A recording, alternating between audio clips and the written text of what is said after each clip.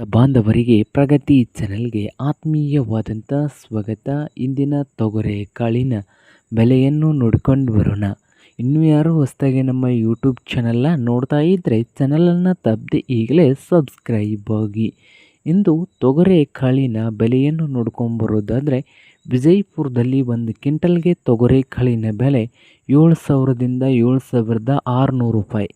7,000ದಿಂದ 7,600 ರೂಪಾಯಿವರೆಗೆ ಒಂದು ಕ್ವಿಂಟಲ್ ತೊಗರೆಕಾಳಿನ ಬೆಲೆ ವಿಜಯಪುರದಲ್ಲಿ ಹೊಂದಿದೆ.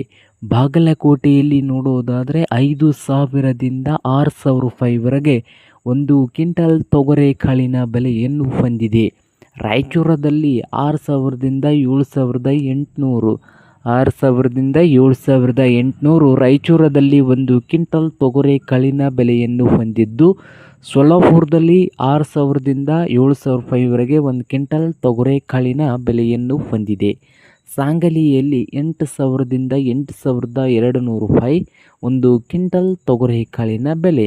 ಕಲಬುರಗಿಯಲ್ಲಿ ಒಂದು ಕ್ವಿಂಟಲ್ಗೆ 6,000ದಿಂದ 8,000 ರೂಪಾಯಿವರೆಗೆ ಬೆಲೆಯನ್ನು ಹೊಂದಿದೆ ಒಂದು ಕ್ವಿಂಟಲ್ ತೊಗರೆಕಾಳಿಂದು ನೋಡಿ ರೈತರೇ.